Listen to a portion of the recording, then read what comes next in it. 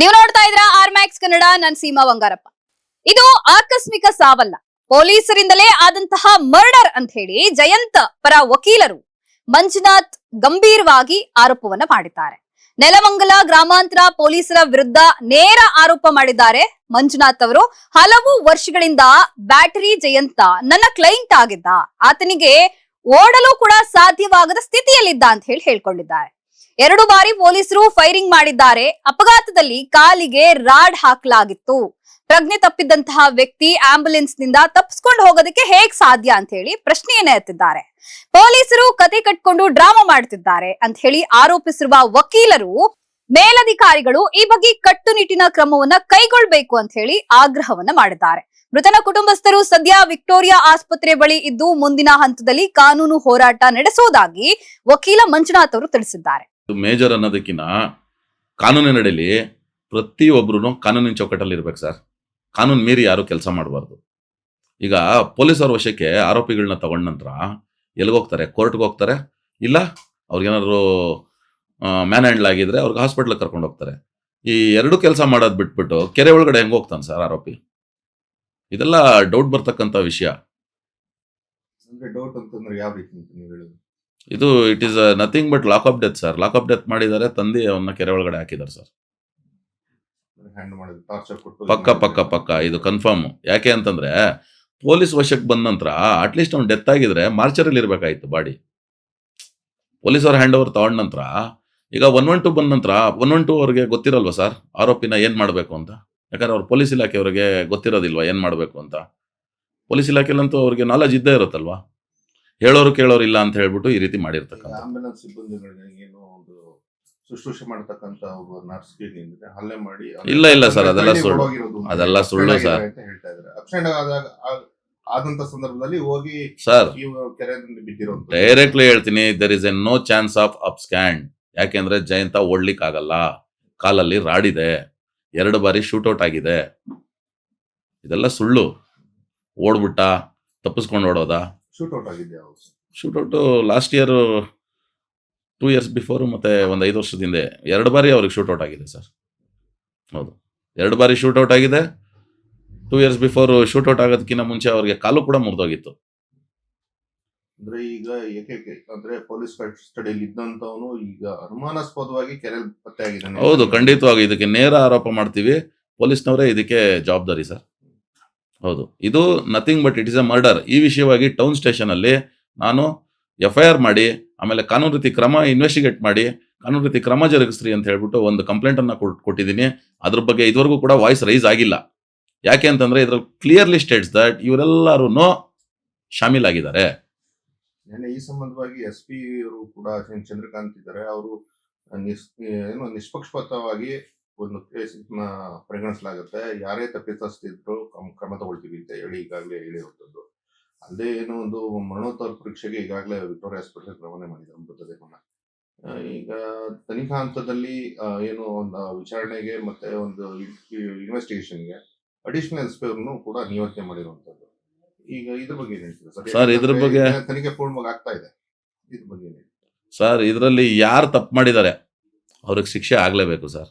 ಗ್ರಾಮಸ್ಥರು ಮಾಡಿದ್ರೆ ಗ್ರಾಮಸ್ಥರ ಮೇಲೆ ಆಗುತ್ತೆ, ಪೊಲೀಸ್ನವ್ರು ಮಾಡಿದ್ರೆ ಪೊಲೀಸ್ ಅವ್ರ ಮೇಲೆ ಆಗುತ್ತೆ. ಈಗ ಗ್ರಾಮಸ್ಥರು ಕೂಡ ಹಲ್ಲೆ ಮಾಡಿರುವಂತದ್ದು. ಹೌದು. ಈಗ ನೀವ್ ಹೇಳೋದು ಪೊಲೀಸ್ನವರು ಅವ್ರನ್ನ ಟಾರ್ಚರ್ ಮಾಡಿದ್ದಾರೆ ಅಂತ ಹೇಳ್ತೀರಿ. ಈಗ ಸರ್ ವಿಡಿಯೋಸ್ ಅಲ್ಲಿ ಕ್ಲಿಯರ್ ಇದೆಯಲ್ಲ ಸರ್, ಪ್ರತಿ ಒಂದು ವಿಡಿಯೋಸ್ ಅಲ್ಲಿ ವೈರಲ್ ಆಗಿದೆ ವಿಡಿಯೋಸ್. ಪೊಲೀಸ್ನವ್ರು ಬಂದು ಆಂಬುಲೆನ್ಸ್ ಅಲ್ಲಿ ಹಾಕೊಂಡ್ತಾ ಇದಾರೆ, ಅವ್ರ ಕಡೆ ಎದ್ದೊಳಕ್ ಆಗೋದಿಲ್ಲ. ಅಂತ ಮನುಷ್ಯ ಹೇಗ್ ಸರ್ ತಪ್ಪಿಸ್ಕೊಳಕ್ ಆಗುತ್ತೆ? ಆಸ್ಪತ್ರೆಗೆ ಹೋಗ್ಬೋದಿತ್ತು. ಹಾಸ್ಪಿಟಲ್ ಆಸ್ಪತ್ರೆ ಇದೆ, ನೆಲಮಂಗಲದಲ್ಲಿ ಆಸ್ಪತ್ರೆ ಇದೆ. ಯಾಕೆ 2 ಆಸ್ಪತ್ರೆಗಳು ಕಣ್ಣು ಕಾಣಿಸೋದಿಲ್ವಾ? ಅಂದ್ರೆ ಈಗ ಅವ್ರ ಕಸ್ಟಡಿ ಅಂದ್ರೆ ಖಂಡಿತವಾಗೂ ಇದು ಕಸ್ಟೋಡಿಯಲ್ ಡೆತ್. ಇದು ಖಂಡಿತವಾಗೂ lock of death, custodial death ಅಂತಾನೆ ಹೇಳೋದು ನಾವು ಇದನ್ನ ನಮ್ಮ ಕಾನೂನಿನ ಭಾಷೆಯಲ್ಲಿ. ಎಲ್ಲ ಬೇರೆ ಕಡೆ ಕರ್ಕೊಂಡೋಗಿ ಖಂಡಿತವಾಗೂ ಇವ್ರು ಬೇರೆ ಕಡೆ ಕರ್ಕೊಂಡೋಗಿ ಏನೋ ಮಾಡಿ ಅಲ್ಲಿ ತಂದು ಹಾಕಿದ್ದಾರೆ ಅಂತ ಹೇಳ್ತೀನಿ. ಈಗ ತನಿಖೆ ಯಾವ ರೀತಿ ನಡೀಬೇಕು ಅಂತ ಹೇಳ್ತೀರಿ ಸರ್? ಆಮೇಲೆ ಮುಂದೆ ತನಿಖೆಯಲ್ಲಿ ಇದರಲ್ಲಿ ಹೇಳ್ತೀನಿ ಕೇಳಿ, ಕುಲುವನಹಳ್ಳಿ ಬರೋದು ಗ್ರಾಮಾಂತರ ಠಾಣೆಗೆ, ನೆಲಮಂಗಲ ಗ್ರಾಮಾಂತರ ಠಾಣೆಗೆ ಬರುತ್ತೆ. ಈ ನೆಲಮಂಗಲ ಗ್ರಾಮಾಂತರ ಠಾಣೆಗೆ ಬರುತ್ತೆ ಅಂತಂದ್ರೆ ನೇರ ಆರೋಪ ಮಾಡ್ತೀನಿ. ಇದಕ್ಕೆ ಕಾರಣ rural police station, Narendra Babu inspector, SHO ಯಾರಿದ್ದಾರೆ, ಈ CPI ಅವರು, ಅವರೇ ನೇರ ಹೊಣೆ. ಯಾಕೆಂದ್ರೆ ನರೇಂದ್ರ ಬಾಬು ಅವ್ರಿಗೆ ಗೊತ್ತಿರುತ್ತೆ ಯಾಕಂದ್ರೆ 112 ಓಡಾಡೋರು, ಸ್ವಾಮಿ ನಾನಿಲ್ಲಿ ಗಸ್ತಕ್ಕೆ ಬಂದಿದ್ದೀನಿ ಸ್ವಾಮಿ, ಹಿಂಗೊಂದು ಕೇಸ್ ಅಟೆಂಡ್ ಮಾಡಬೇಕು ಅಂತ ಹೇಳ್ತಾರೆ. ಹಲವಾರು ವಿಡಿಯೋಸ್ ಅಲ್ಲಿ ನೋಡಿದ್ದೀರಾ ತಾವು. ಒಂದು ಕಂಪ್ಲೇಂಟ್ ತಗೊಳ್ಳಿಕ್ಕೆ ಅವ್ರ ಮೇಲಧಿಕಾರಿ ಕೇಳಬೇಕು ಅಂತ ಹೇಳ್ತಾರೆ. ಅಂದ್ರೆ ಇಂಥ ದೊಡ್ಡ ಕೇಸು, ಅಂದ್ರೆ ಒಂದು ಚೈನ್ ಸ್ನಾಚಿಂಗ್ ಆಗಿದೆ ಅಂತ ಹೇಳ್ತಾರೆ. ಆ ಚೈನ್ ಸ್ನಾಚಿಂಗ್ ಕೇಸನ್ನು ಅವ್ರ ಇನ್ಸ್ಪೆಕ್ಟರ್ ಹೇಳ್ದಲೇ ಬಂದಿರ್ತಾರ, ಅಲ್ಲಿಗೆ ಹೇಳಿರ್ತಾರಲ್ವಾ, ಅವ್ರ ಗಮನದಲ್ಲಿ ಇರುತ್ತೆ. ಯಾರಾತ ಅಂದ್ರೆ ಜಯಂತ ಮತ್ತೆ ಯತೀಶ ಅಂತಂದ್ರೆ, ಅವರು ಪೊಲೀಸ್ನವರು ಅವ್ರಿಗೆ ಅರೆಸ್ಟ್ ಮಾಡಿದ ನಂತರ ಅವ್ರ ಎಲ್ಲಿ ತಗೊಂಡೋದ್ರು ಅನ್ನೋದು ಯಾರಿಗೂ ಗೊತ್ತಿಲ್ಲ. ಕೊನೆಗೆ 23ನೇ ತಾರೀಕು ಅರೆಸ್ಟ್ ಮಾಡ್ತಾರೆ, 24ನೇ ತಾರೀಕು ಬಾಡಿ ಸಿಗುತ್ತೆ ಅಂತಂದ್ರೆ it is nothing, it is clear. ಇನ್ನು ಸುಳ್ಳು ಹೇಳ್ತಾನೆ ಇದ್ದಾರೆ, ಯತೀಶ್ ತಪ್ಪಿಸ್ಕೊಂಬಿಟ್ಟ, ಜಯಂತ್ ತಪ್ಪಿಸ್ಕೊಂಬಿಟ್ಟ ಅಂತ. ಜಯಂತ ಓಡ್ಲಿಕ್ಕೆ ಆಗೋದಿಲ್ಲ, ಇದನ್ನ ನಾನು ಪ್ರೂವ್ ಮಾಡ್ತೀನಿ. ನೇರ ಆರೋಪ ಇದೆ ಇದು. ಜಯಂತ್ ಏನು ಪ್ರಕರಣಗಳಿದಾವೆ ಸಾಕಷ್ಟು. ಸರ್, ಜಯಂತನ ಮೇಲೆ ಪ್ರಕರಣಗಳಿರೋದೆಲ್ಲ ಸುವಮೋಟೋ ಕೇಸಸ್ ಸರ್. ಯಾರು ಕಂಪ್ಲೇಂಟ್ ಇಲ್ಲ ಅದಕ್ಕೆ. ಟೋಟಲ್ ಎಷ್ಟು ಕೇಸಸ್ ಇದೆ? 23 ಕೇಸ್ ಇದೆ ಸರ್. ಎಲ್ಲ ಪೊಲೀಸ್ನವ್ರು ಹಾಕಿರೋ ಕೇಸ್ಗಳೇ ಬಿಟ್ರೆ ಯಾವುದು ಕಂಪ್ಲೇಂಟ್ ಇನ್ನ ಕೇಸ್ ಯಾವುದು ಇಲ್ಲ, ಎಲ್ಲ ಸುವಮೋಟೋ ಕೇಸಸ್. ಈಗ ಯಶವಂತ ಆತ ಎಲ್ಲಿದ್ದಾನೆ ಅಥವಾ ಏನಾದ್ರು ಸಂಪರ್ಕ ಸಿಕ್ಕಿದ್ದನ ಏನ್ ಹೇಳ್ತೀರಿ ಸರ್? ಸರ್, ಯಶವಂತ್ ಅಲ್ಲ, ಯತೀಶ್. ಯತೀಶು ನಮ್ಮ ಸಂಪರ್ಕದಲ್ಲಿ ಇಲ್ಲ ಸರ್. ಯತೀಶನ್ನ ಪೊಲೀಸ್ ಅವರು ಅರೆಸ್ಟ್ ಮಾಡಿದ್ದಾರೆ. ಇದಕ್ಕೆ ಪೊಲೀಸ್ ಅವರು ಆನ್ಸರ್ ಮಾಡಬೇಕು, ನಾವು ಆನ್ಸರ್ ಮಾಡ್ಲಿಕ್ಕೆ ಆಗೋದಿಲ್ಲ. ಯಾಕಂದ್ರೆ ನಾವು 23ನೇ ತಾರೀಕಿಂದ ಇವ್ರು ಡ್ರಾಮಾ ನೋಡ್ತಾನೆ ಇದೀವಿ. ಯಾಕಂದ್ರೆ ಇವರೇ ಸರ್ವಾಧಿಕಾರಿಗಳಾಗ್ಬಿಟ್ಟಿದ್ದಾರೆ. ಕಾನೂನು ಇದೆ ಅದಕ್ಕಂತಾನೆ, ಕೋರ್ಟ್ ಇದೆ, ತೀರ್ಮಾನ ಮಾಡುತ್ತೆ. ಇವರು ಇಷ್ಟ ಬಂದಂಗೆ ಮಾಡ್ಲಿಕ್ಕೆ ಇವ್ರಿಗೆ ಯಾರು ಪರ್ಮಿಷನ್ ಕೊಟ್ಟಿದ್ದಾರೆ ಅಂತ ಗೊತ್ತಿಲ್ಲ. ಈ ಸಂಬಂಧವಾಗಿ ಏನಾದ್ರು ಪೊಲೀಸ್ನವರು ಅಂದ್ರೆ ಹಿರಿಯ ಅಧಿಕಾರಿಗಳನ್ನ ಭೇಟಿ ಆಗಿದ್ದೀನಿ ಸರ್. ಮನೆ ಡಿವೈಎಸ್ಪಿ ಅವ್ರಿಗೆ ಹೇಳಿದ್ದೀನಿ, ಹಾಗೆ ಮನೆ SP ಅವ್ರಿಗೂ ಹೇಳಿದ್ದೀನಿ ಈ ವಿಚಾರವಾಗಿ. ಅವರು ಕಾನೂನು ಅಡಿಯಲ್ಲಿ ನಾನು ಕ್ರಮ ಕೈಗೊಳ್ತೀನಿ ಸರ್ ಅಂತ ಹೇಳಿದ್ದಾರೆ. ಇದುವರೆಗೂ ಕೂಡ ನಮ್ಗೇನು ಕಾಣಿಸ್ತಾ ಇಲ್ಲ. ಸೊ ನಾನು ತುಂಬ ನಂಬ್ತೀನಿ, ಯಾರು ತಪ್ಪು ಮಾಡಿದ್ದಾರೆ ಅವ್ರ ಮೇಲೆ ಕಾನೂನು ರೀತಿ ಕ್ರಮ ಆಗಲಿ ಅಂತ ಕೇಳ್ತೀನಿ ಸರ್. ಈಗ ಅವ್ರ ಕುಟುಂಬಸ್ಥರನ್ನ ಸಂಪರ್ಕ ಮಾಡಿದ್ರು ಸರ್, ಅವ್ರ ಕುಟುಂಬಸ್ಥರಲ್ಲಿ ಅವ್ರ ಅತ್ತೆ ಮತ್ತೆ ಅವ್ರ ಚಿಕ್ಕಮ್ಮ ನನ್ನನ್ನು ಸಂಪರ್ಕ ಮಾಡಿದ್ದಾರೆ. ಈಗ ಅವರು ವಿಕ್ಟೋರಿಯಾ ಹಾಸ್ಪಿಟಲ್ ಹತ್ರ ಇದ್ದಾರೆ. ಅವರು ಬಾಡಿ ಪೋಸ್ಟ್ ಮಾರ್ಟಮ್ ಆಗ್ತಾ ಇದೆ. ಮಹೇಶ್, ಇದಿಷ್ಟು ಜಯಂತನ್ ಕೇಸೆ ಸರ್. ಇವೆಲ್ಲ ಜೆರಾಕ್ಸ್ ತರಕ್ಕೆ ಕಳಿಸ್ತಾ ಇದ್ದೀನಿ ಕೋರ್ಟಲ್ಲಿ PCR ಫೈಲ್ ಮಾಡ್ಲಿಕ್ಕೆ. ಶೋಭಕ್ಕ ಹೇಳ್ರಿ, ಎಲ್ಲಿಗಕ್ಕ? ಆಸ್ಪತ್ರೆಯಲ್ಲಿ ಇದ್ದೀರಾ? ಹಾ,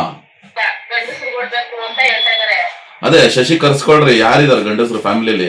ಎಲ್ಲ ನೀವು ಹೆಣ್ಮಕ್ಳು ಇರೋದು. ಶಶಿ ಕರ್ಸ್ಕೊಳ್ರಕ್ಕ, ಇಲ್ಲ ಯಾರಾದ್ರು ಆ ಹುಡುಗರು ಕರ್ಸ್ಕೊಳ್ರಿ. ಹುಡುಗರನ್ನ ಕರ್ಸ್ಕೊಂಡು ಆಫೀಸ್ ಮುಂದೆಗಡೆ ತಗೊಂಬನ್ನಿ, ಹೇಳ್ತೀನಿ, ಇಲ್ಲಿ ಪ್ರೊಟೆಸ್ಟ್ ಮಾಡ್ಸೋಣ. ಹ್ಞೂನಮ್ಮ, ಯಾಕೆಂದ್ರೆ ಸೈನ್ ಹಾಕ್ರಿ, ಪೋಸ್ಟ್ ಮಾರ್ಟಮ್ ಆಗ್ಬೇಕಲ್ಲಮ್ಮ. ಹಾಕಿ ಸೈನ್ ಹಾಕಿದ್ರಿ.